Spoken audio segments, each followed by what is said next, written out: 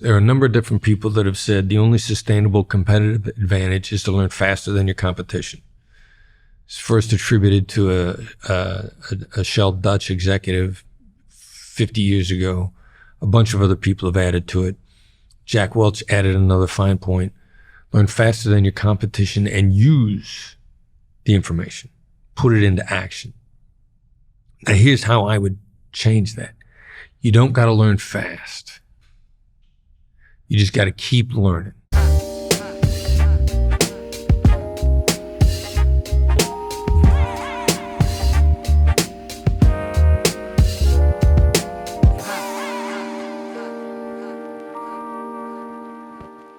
Welcome back. Hopefully we're not tuckering you out too bad. You being a morning person and everything. That's on my second glass of coffee here. Caffeine. Yeah, it's jet fuel. Mm-hmm. Yeah.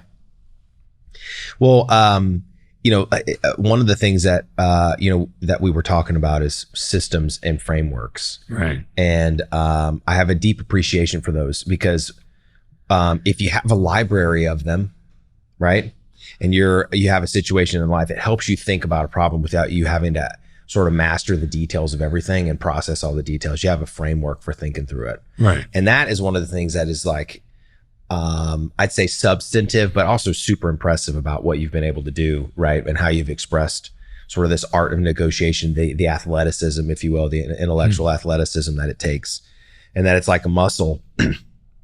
But like, I want to talk through some of the techniques that you use in some situations that would have a lot of applicability,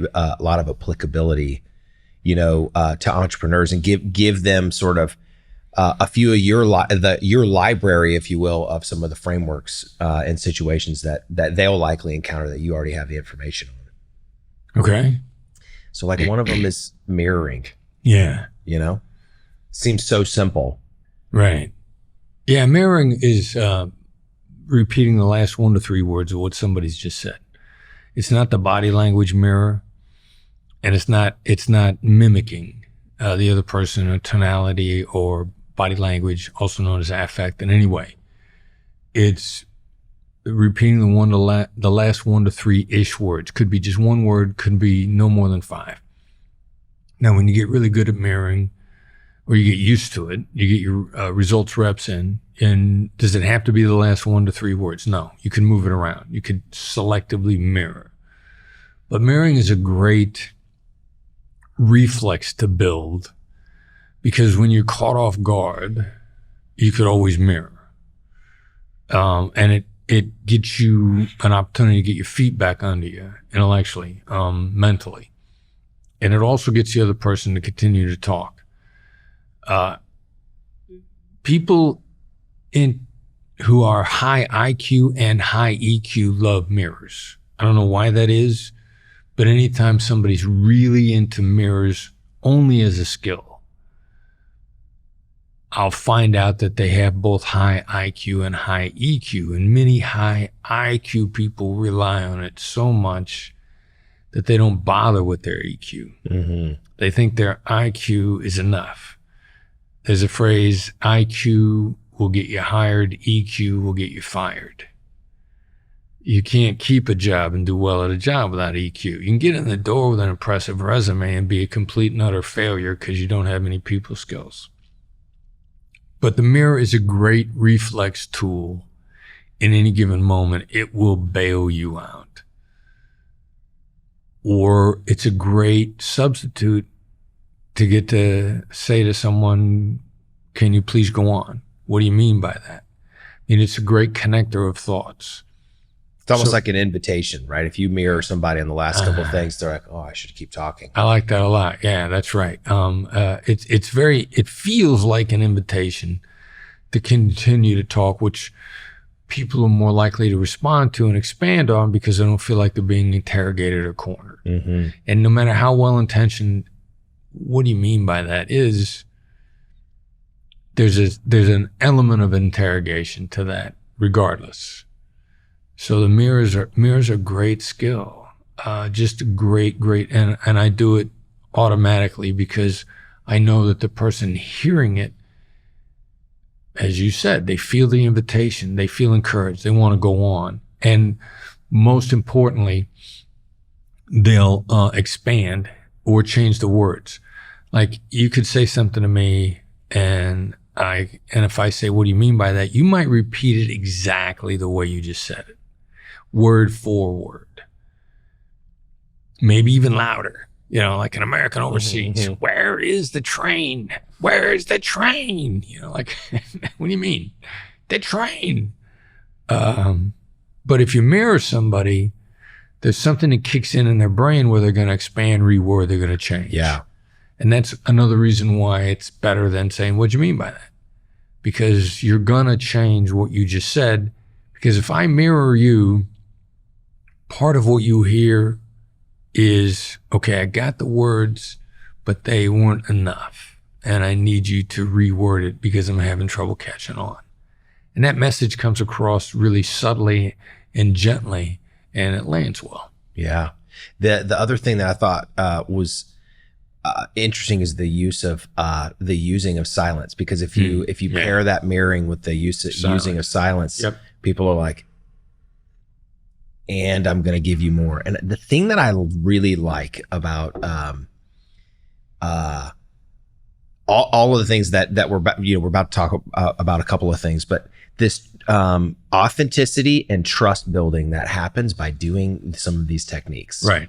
And that how that basis sort of opens up this world of more information, right? Which is where you start to identify sort of what we were talking about earlier, which is those black swans. Right. So before I comment on the authenticity and trust building, I'm going to go back to something you said just a second ago about silence. And 2 out of 3 people are uncomfortable with silence for 2 completely different reasons. The Black Swan method, we believe, and we've got the data, qualitative, which is basically our experience. Yeah. If we got enough experience with results, then you might know what you're talking about. Yeah. So the world splits evenly into thirds. Fight, flight, make friends. It's that way in China. It's that way in Pakistan, India, South America, the Middle East, United States. Fight, flight, make friends. Evenly into thirds. Silence is uncomfortable for the make friends type, because for the make friends type, the worst thing they could do to somebody is give them the silent treatment. Stonewalling. Right. So if they go silent, they're horrified that the other person thinks they're angry. So their instinctive reaction to silence is, I can't use dynamic silence because they're going to think I'm angry. Not the case. Because the one type that likes silence, the flight, also known as the analyst, who loves to think, they're grateful when you shut up because they want to think. So you imagine the analyst talking to the accommodator, and the analyst is like, I just need some time to think. I'm going to go silent for a second. And the accommodator's thinking, oh my God, he's angry. I got to talk. I got to break the silence. It's just, is an impasse due to type mismatch. Now the other person, the fight type, the assertive. Yeah. I'm a natural born assertive. Donald Trump's an assertive. I'm an assertive. We think if you go silent, it's because you want to hear more from me. You want me to explain something to you. You shut up because you want to listen. Again, imagine the analytical type who shuts up because he wants to think. Yeah. And I go like, oh, you want to hear more. And I start yakking away at you. It's another mismatch. Yeah. Another mismatch. But I feel in control when I'm talking. So I don't want to go silent. But silence is typically the opportunity to think or the opportunity to react. I'll go silent on you if you're an assertive because I want you to talk yourself into my deal. Yeah. And so the assertive, it's easy to get them to talk them into your deal if you're willing to let them talk. So silence is a great advantage. Or if you're a relationship-oriented person, I'll go silent on you because you're going to want to talk. And you're going to want to build on the relationship, and you're going to want to discover what will make a great relationship. So I'm going to let you talk about it. And if you're an analytical person, I'm going to go silent with you because you're going to want to think. And so I increase trust and rapport with you, which was the other thing you were just talking about. If I shut up and let you think, you're not going to feel backed into a corner. You're not going to feel that you're trying to overwhelm me with facts, or that you're trying to learn everything about me personally, which if you're an analyst, you don't want to give up all that personal information. You don't want to tell me if your kids play Little League Baseball. Yeah, there's going to be some withholding there. Right. You're not comfortable with that. Not going to offer it up. Yeah. So silence as a user's tool is tremendously powerful in also diagnosing who I'm dealing with. Yeah. See, that's a big one there is I like that framework of one of the things we were talking about is there is a threshold between, that crosses over from sales into negotiation. You said that threshold is when an expression is I want or I need. Right. And when you don't know you've crossed over that threshold, that's a tough one, right? Right. But one of the things that you were just saying is that in preparation for that threshold or during whatever point in there, you need to understand sort of one of the three types that you're dealing with, the assertive, right? The accommodator on the other end. And then what was the middle one? The analyst. That is an important thing because the use of the framework matters to the type. Yeah. Right. Yeah. Okay. And so there's one of the mastery of the tools that I'm understanding of what you're saying about negotiation is being able to understand who you're dealing with and how to use the tools. Right. And you may need to use the tools to diagnose who you're dealing with because you might not know it in advance. So what's a way to figure out which type you're dealing with once you've crossed over that threshold? Well, the other two types will often masquerade as accommodators because they've learned the advantage of being friendly. Analysts pick it up sooner than assertives do. My daughter-in-law is an analyst, and people that meet her are convinced she's an accommodator because she laughs and she giggles and she's super friendly and she likes to talk about stuff she's excited about. Mm-hmm. But she's very analytical and she's really, really smart. And as an analyst, her analytical brain kicked into gear and said, I get better deals if I'm friendly. Okay. And so she's friendly. Like for a while, she worked in my company. She ran a marketing operation for a while. Phenomenal marketer. And one of our vendors, and re-upping our annual rate, every time they pitched her on the price, she would just laugh and laugh, and they dropped the price. And then she'd just respond by laughing some more, and they dropped the price again. So, the other two types, if they learn at all, are going to learn they're going to make better deals by being friendlier. Yeah. So the assertive is direct and honest and blunt and harsh. And as an assertive, one of my colleagues in the FBI once said to me, dealing with you is like getting hit in the face with a brick.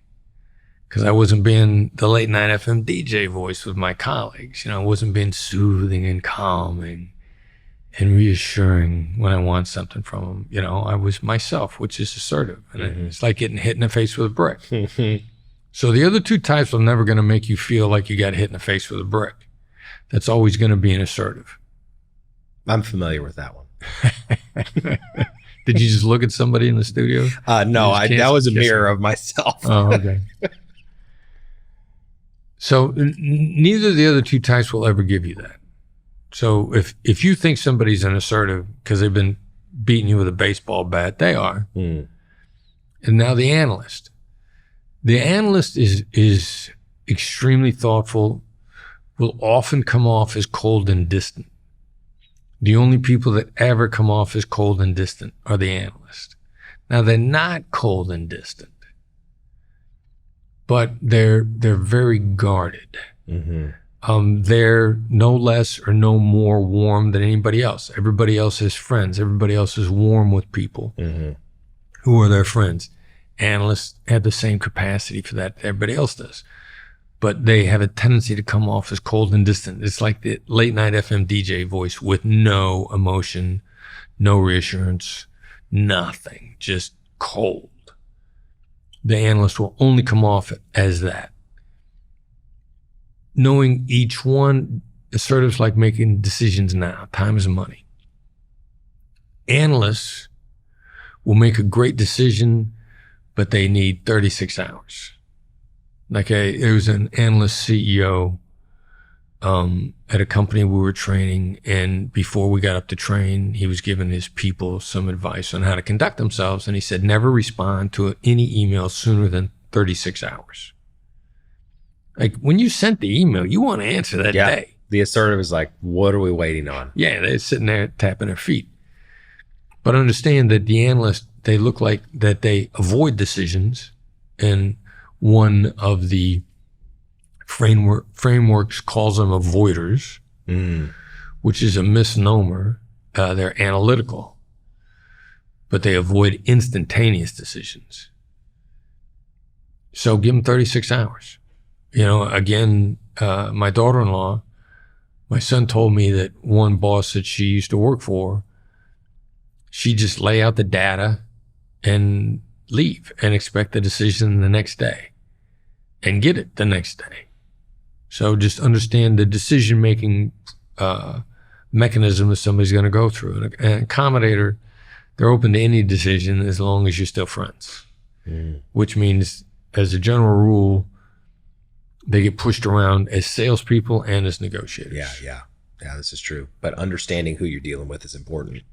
And building trust with that person is important. So you're trying to do both of those things, understand who they are in order to build trust. And as you're building it, some of the techniques that I thought were super impressive, right? We'll talk about the no-oriented questions here in a second, but like, just talk about maybe the labeling, and I bringing in some of the tactical empathy stuff. Like what I like the accusation audit. Some of those techniques that you have are kind of progressing into that trust building, that aspect. How do you use those once you've sort of identified who you're working with? Well, they're also great for diagnosing who you're dealing with. Okay. And if we had this data on the 3 types, which we do in the experience, what we always did was, when we group people into the types, we give them a very specific test. We still do this in our training today. Then we ask each group, what negotiation skills would you like to have used on you to make a great deal with you? And all 3 types like labels and mirrors. Now, it may not be their number 1, but it's always in their top 3. So early on, you're very safe. It's your best bet to label and mirror, where you're still trying to get a feel for the other side, because everybody likes it. Yeah. For different reasons, but everybody likes it. Now, the label is just a verbal observation. Yeah. On a hotline, and in the FBI, we call it emotion labels. Label the emotion, self-defining skill. In the Black Swan method, we just call it labels because we're labeling actions, we're labeling dynamics, we're labeling affects, your body language. You look like you're having a bad day would be a pretty good label if you saw somebody that looked tense. You look like you're far away. Looks like your thoughts are far away. Looks like you're preoccupied. Looks like you're having a neutral day. Those are labels of affects. Yeah. It's just hanging a label on it. Now, people love it because it makes them feel seen, paid attention to, and it lands really well. Plus, your observation can be wrong, but it's your observation, so it's a safe thing to do. Looks like you're having a bad day. No, I'm having a fine day. Like, all right, well, it's just how it looks. You could, I'm not saying you are, I'm just saying it looks like, or sounds like. Or seems like. Or seems like. Yeah, those are basically the precursors for the labels. So then to dig it deeper into it, you can label positives or negatives. It sounds like you like would be labeling a positive. Sounds like you dislike would be labeling a negative. And we talked earlier that people are principally in a default mode. Their wiring is negative. survival wiring, which is the wiring that you wake up with, your default wiring, is largely negative. That was required when we were getting chased by saber-toothed tigers. Well, I'm positive that saber-toothed tiger, I bet I could go up and pet it. You know what? That guy got eaten. How hard could it be? How hard could it be? So, those guys got eaten. The pessimists, we're all descendants of pessimists. So our default wiring is negative. So that's where we're comfortable. Yeah, you feel safe. You feel like there are 50 things that could go wrong. I'm going to plan for all of them. I feel safe. Yeah. So then neuroscience comes along and tells us that the best way to deactivate the negatives is to label them. Mm-hmm. Hang a label on it. That was a great thing about hostage negotiation. They just told us to label the tone of voice. Tone of voice was almost always going to be negative. It was almost always going to be angry. We could start out with, you sound angry. Guy's trapped in a bank. You sound angry. Terrorist, he's got a kidnapped victim. You sound angry. Pick it. They're going to sound angry. We didn't realize that it was sound from a neuroscience perspective, in that labeling negatives is the most effective way to diffuse them. Okay. Not the only way, just the most effective way. Doesn't work 100% of the time. Nothing works 100% of the time. It just works more than anything else does. Mm-hmm. We live in a Las Vegas world, which means you got to play the odds. We do not live in an ivory tower world, which is something that's perfect, that works all the time. Nothing works all the time. You got to play the odds. There are some ways to deactivate negatives that work on a very low percentage basis. Okay. You got to get off the 10% win table at Vegas, and you got to move to the 80% win table. That's how you make money. Mm-hmm. You go to your best chance of success. And labeling negatives is the best chance. Yeah, sometimes you're from Iowa, I'm from Iowa, I feel better. Yeah. That's a low percentage win. Yeah. You win occasionally, just not as much as you should. Oh, I went through the same thing as you. That's an extremely low percentage win. Stop doing it. Go to the high percentage win. It sounds like this really hurts you. Suicide hotline. How am I going to have the same loss that somebody else had? At the time I'm volunteering, I haven't lost anybody in my family. Somebody's devastated over the loss of a parent. What am I going to say? I lost my dog? No, I can't have a similar loss. It's a low percentage move. Sounds like it tore your heart out. That's a label. Yeah. And adding in, a description. Sounds like you're sad. You raise the level of your game, and it sounds like, what does sad do to you? What does loss do to you? Makes you feel like your heart got ripped out. Yeah. Sounds like you feel like your heart got ripped out. That's a label. That's empathy. I never said it happened to me. I never said I agreed. I never said I understood. I demonstrated I understood. And the rest flows out of that. So the labels are really the demonstration of understanding, which tends to have a phenomenally positive impact on the receiver. Yeah. Yeah, that's incredible. I wonder the calibrated questions and the getting to that's right. These are some of the things that I looked at as maybe more advanced moves, because if you understand mirroring and you understand labeling, you can sort of practice those. Those seem easier. The calibrated questions seem like an advanced move. Yeah, they can be, but you can lay a framework out to make it easier for yourself. And the first framework is your calibrated question is take open-ended questions and just knock most of them out and just go with what and how only. Rarely why. Why is a tactical empathy surgical strike. Why makes people defensive, and the vast majority of time, it's against your interests to make them defensive. Okay. Now, if you get them to defend you, then that works for you, but they got to be defending you in order to make why work. So other than that, what and how? People love to be asked what, people love to be asked how. They feel very deferential. So if you limit it to what and how, you're probably in pretty good shape. You know, the classic, it's the very first story in Never Split the Difference. How am I supposed to do that? Yeah. It's a how question. It feels deferential to the other side. Now to add a little bit to your thinking, to give you a framework, how is designed to reveal implementation? Either the difficulty of implementation or you're looking for guidance on implementation. If you are in a negotiation and you're asking me to do something I just can't do, if I say, how am I supposed to do that? That's designed to get you to see how difficult implementation is going to be for me. That works a really high percentage of the time. Now, there's never a time that it doesn't work. There's a time you get different answers. Okay. How am I supposed to do that is so powerful that when it gets a different answer, people, they go in, their brain locks up. Like they don't know what to do. They don't know what to say. They haven't practiced mirroring. Mm-hmm. Earlier we talked about mirroring.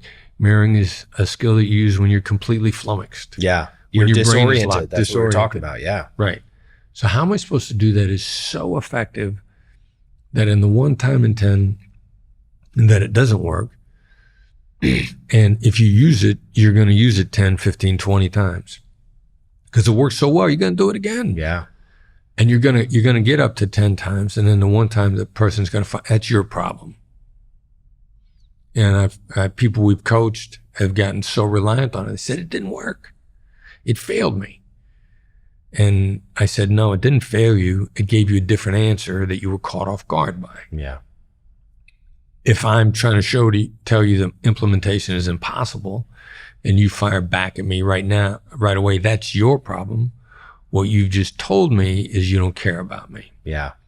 Now that's good information to have if I realize that that's what I'm getting. The skill didn't fail. It gave me a different answer. It's different I'm now information. Yeah. dealing with someone who does not care about me.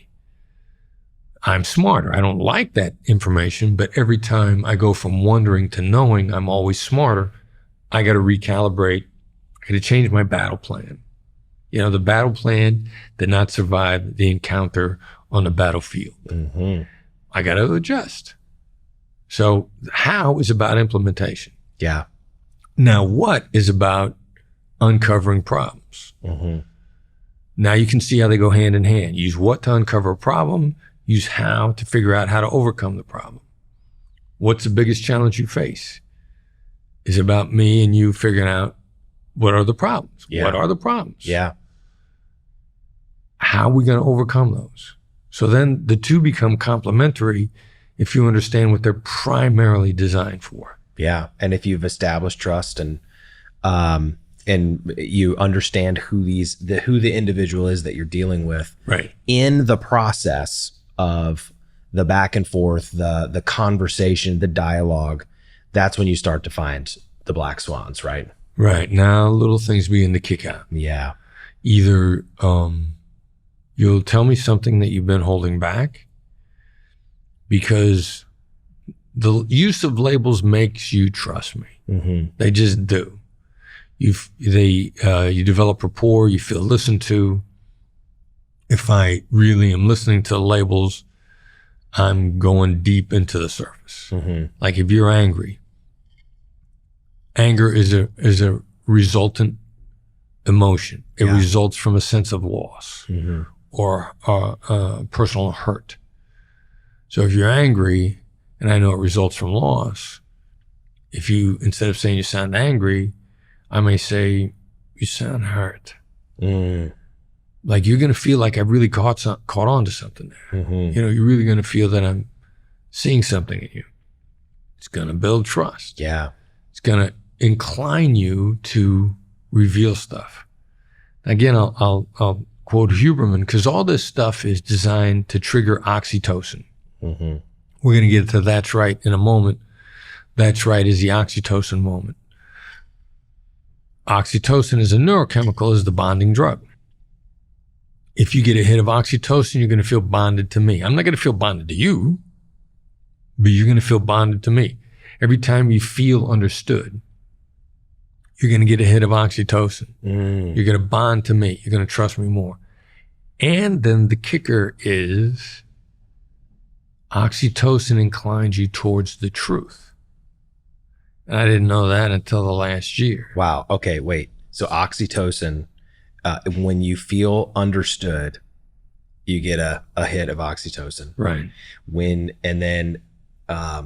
Wow, that is unbelievable. And so it's mind-blowing, an orientation towards the truth. What was the last thing you said? Yeah. You're more inclined to be honest with me. Oh, wow. So if I figure out a way to get you start getting hits of oxytocin, you're going to bond to me and you're going to be more honest with me. Mm-hmm. What more do you want in a negotiation?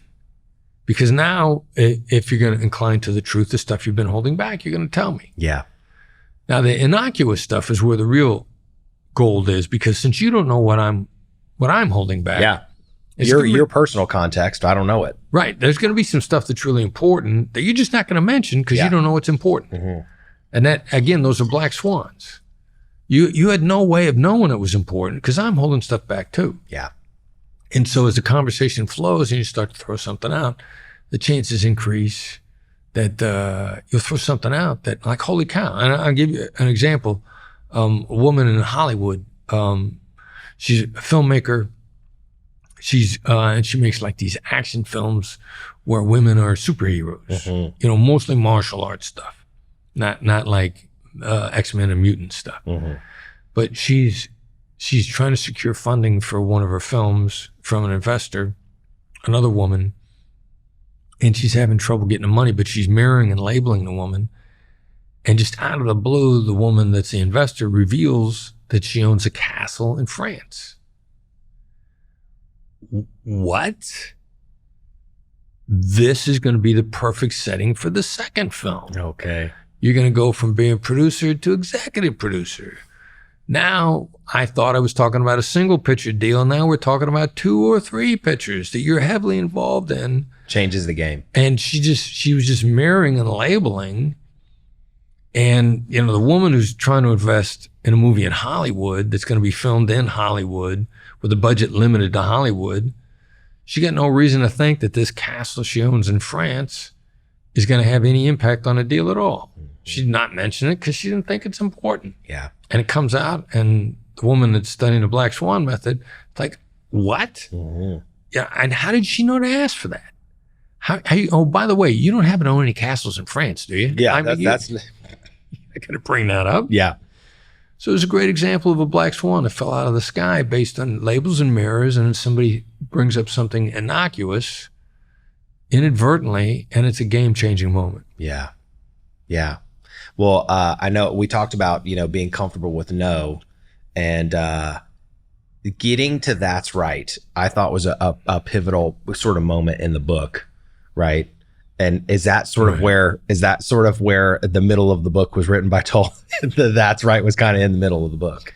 Yeah, and it was, and the chapter that's right is built around, I originally thought was going to be the opening chapter. And it was a chapter that sold the book to the publisher because they said nobody ever wrote a book before that wasn't about getting to yes. Like, and you were saying, like, it's counterintuitive or counterthinking to what everyone else is doing. Completely different idea. And you back it up. The best part is this is not theoretical. You got example after example after example where it was a massively transformative negotiation, whether it was with a terrorist, whether it was with a lawyer and a client, whether it was with a landlord and a tenant. The that's right moment was a game-changing moment. And Brandon likes to say, the Philippines with the Jeff Schilling case and Abu Sabaya was the birth of the that's right moment. At the time, I had no idea how important it was. I mean, to me, it was just empathy 101. Mm-hmm. Make the other person feel heard, completely heard.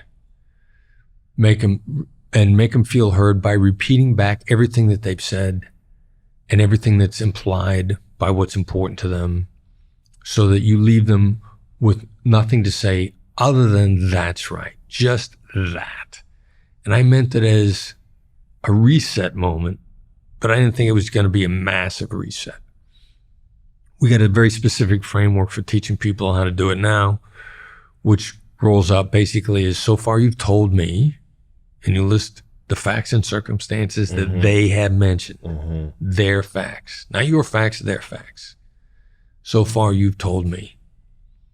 As a result, you feel, which is essentially an inventory of the emotions, throwing them all out that they've expressed: hurt, angry, alone, satisfied, happy, betrayed, whatever it is, whatever they've expressed. If you do it in that formula, so far you've told me, as a result you feel, you're very close to getting a full on that's right. They get a hit of oxytocin. They feel understood. They feel understood. Ideally, a truth is revealed to them. That's right is what people say when what they've heard is complete, dead-on truth. And we don't have the neuroscience to back it up yet, but we think it's and I mean it both literally and figuratively, it's the Trump chemical. Yeah. Donald Trump is only one example of charismatic leaders that have devoted followers that will follow them come what may. History is littered with these people, and that people who are not their followers are thinking like, how are these people so devoted? And the devotion is there and is unshakable, the unshakable bond. And Donald Trump is simply the most recent example that he stood up in front of people and he's expressed ideas, and they looked at the TV screen and they go, that's right. Whoa. And they're bonded. I mean, no one can argue the degree of bonding with the people, with the masses that are following Donald Trump, or any other. You know, if you're a Barack Obama fan, on the other side, Obama stands up in front of people, he expresses how they feel, and they go, that's right. Yeah. And they bond. So this bonding moment, really, oxytocin is like the strongest, it's an incredibly durable bond. And it's a one-way bond. You know, because for a whole variety of reasons, you don't have the ability to bond with all these people. It's a one-way bond, and it's ridiculously powerful. So we first got onto oxytocin because we knew that's right was big. Didn't know how big it was, but we had all of the qualitative data from game-changing moments. And we're writing it with Tal Raz, and Tal's a researcher, and he says, you know, I think what happens when somebody says that's right is they've experienced an epiphany of some sort, a subtle epiphany or a major epiphany, but they've experienced an epiphany. So I'm like, all right, let me Google epiphany. Let me Google the neurochemicals of epiphany. On the list of epiphany neurochemicals is oxytocin, the bonding drug. I'm like, bang, that's why it's so huge. Yeah, they and ratified it. 5 years later, Huberman says, and people tell the truth. It's like, no wonder it's a game-changing moment. Yeah. What a discovery. It's an amazing discovery. I think it's important for entrepreneurs to really remember that this is you called it it's like working out. This is a muscle. This whole sort of thing is a muscle, and the deep understanding of it requires practice, experience, and search of new information. So this whole sort of like you a resolute and permanent learner. You know, that orientation will help entrepreneurs in a big way. Yeah, and let me put a caveat and a fine point on that, because there are a number of different people that have said the only sustainable competitive advantage is to learn faster than your competition. It's first attributed to a Shell Dutch executive 50 years ago. A bunch of other people have added to it. Jack Welch added another fine point. Learn faster than your competition and use the information. Put it into action. Now here's how I would change that. You don't got to learn fast. You just got to keep learning. Okay. We teach for people to just learn a little bit every day. Get 1% smarter. Just, you don't have to learn fast, and everybody else put the emphasis on learning faster than your competition. I am here to tell you and your audience that your competition's going to quit. A friend of mine, Molly Bloom, likes to say, you can't lose if you don't quit. Mm-hmm. Your competition's gonna quit. You know, the old, there is no finish line saying, which I never liked because my reaction was like, geez. Can I just run another race? Yeah, you know, can I take a break? There is no finish line. That seems, that's overwhelming. Yeah. Well, your competition's gonna quit. So if you're comfortable with your competition's gonna quit, then you only have to learn a little bit at a time, and you have to not give up. And as long as you do those two things, as long as you're willing to just learn slowly, you're gonna win because you didn't quit. They did. Mm-hmm. And you kept getting slowly smarter, which when you accumulated it over a year, 2 years, 3 years, you were massively smarter than they are. Yes. Never stop. Never stop. I love it. Well, I have some rapid fire questions for you. You ready? All right. All right. You ready? Do you ever feel guilty when you maybe win an argument because you have a brutally unfair advantage? You can't win arguments. There's a phrase, many phrases that are gender or age-based are inaccurate because they're about human beings, and it has nothing to do with gender or age.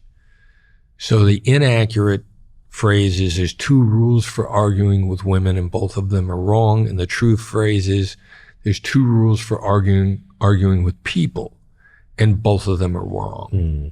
Nobody wins an argument. So I don't argue. Now, societally, we're taught the opposite by movies and TV. And lawyers love to make arguments. Yes. And in the movies and in the TV, somebody makes an argument and then it's a transformative moment. And the angels appear and the birds chirp and the heavens part. And that's wrong. Nobody wins an argument. There are people who lose less, but you still lose. So yeah, I don't win arguments. And if I take a different position from somebody else, for me to want to have the arrogance that I might be completely right, I also have to recognize the other person might be completely right. Yeah. And that's why you don't split the difference. They could be right. If I want you to, if I want everything, like I got to be open-minded enough to be smarter today than I was yesterday. You could be right. So if we have a difference of opinion, you might be right. And if I'm open to that, then it increases my outcomes. It's powerful. Well, with these negotiation techniques, what's the most common mistake or misuse that you've seen people make? No-oriented question. Using it out of context. Probably the most famous no-oriented question is, have you given up on X? Designed to be used when somebody's ghosting you. You're trying to revitalize a project. They've stopped your emails, responses, and all that. If it's an opening line, it's manipulation. Okay. And I get emails and texts all the time. Have you given up on hiring my company for your social media? Well, since I never started, I couldn't have given up. Now, anytime I sense it's a manipulative use of one of my skills, I'll either delete, block, or occasionally, just to verify my instinct, I'll engage back and forth with this person a couple of times to verify my initial data. And I've never been proven wrong. Wow. Anytime somebody starts with have you given up on, they're a manipulative person using my method against me, in which case I simply stop talking to them, disengage. Or every now and then I'll say yes. You ghost them and see if they say it again? Yeah, and then I'll say yes. Well, do you have a favorite law, crime TV series? Wow. No. Well, have you ever thought about acting? You'd kind of play a good hostage negotiator on TV. Yeah, well, the problem is the entertainment industry, unfortunately, is an industry where most of the core values don't match up with mine. So I have trouble I choose not to make deals in the entertainment industry. Okay. Wow, it's good to know. Well, what actor would you have play Chris Voss? Idris Elba. Oh, that's a great answer. Having MBU, that would be a ridiculously good one.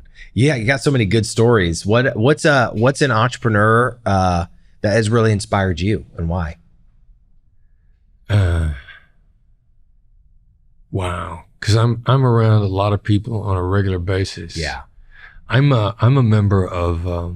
I get coached on how to be a better business executive by an organization called Strategic Coach, run by a guy named Dan Sullivan and his wife Babs Smith. And everybody in there are successful entrepreneurs who have built businesses that are way bigger and way more successful than mine.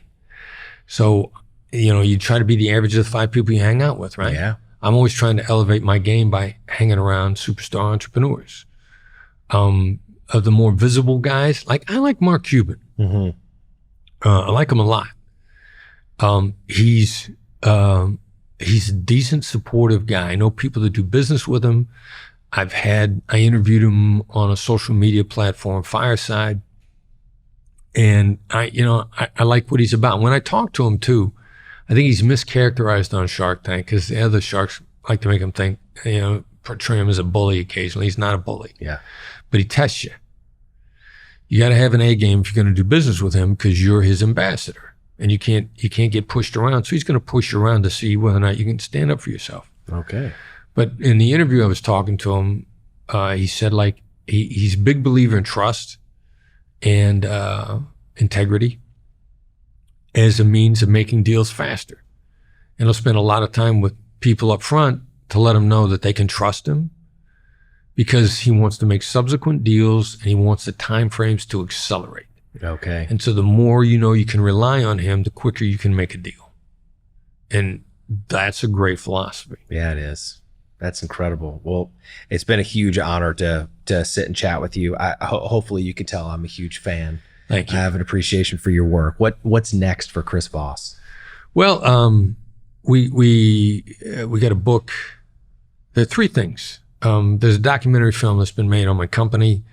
It's going to premiere in Los Angeles on September 26th. Okay. Looking forward. I haven't seen it yet. Okay. Nick Nanton, DNA Films, did it. Nick has 22 Emmys. He's got a good track record. He's a good person. He says it's good. He says it's gritty. He said it turned out a little grittier than I expected. Yeah, imagine that. So yeah, exactly. And that's pretty cool. It's also gonna put a little bit more of a spotlight on my son Brandon, who's a super talented guy. We've got a real estate book for residential real estate agents. Should be out in about 6 months. And the Tactical Empathy Operations Manual will be out in about a year. That sounds so good. Wow, awesome. Well, thank you so much for coming out and spending time in the studio. Yeah, tell people about the newsletter. Okay. Yeah. All right. The newsletter is free, but that's not why it's valuable. It's actionable and it's concise. That's what makes something valuable. Mm-hmm. Is it concise and can you use it?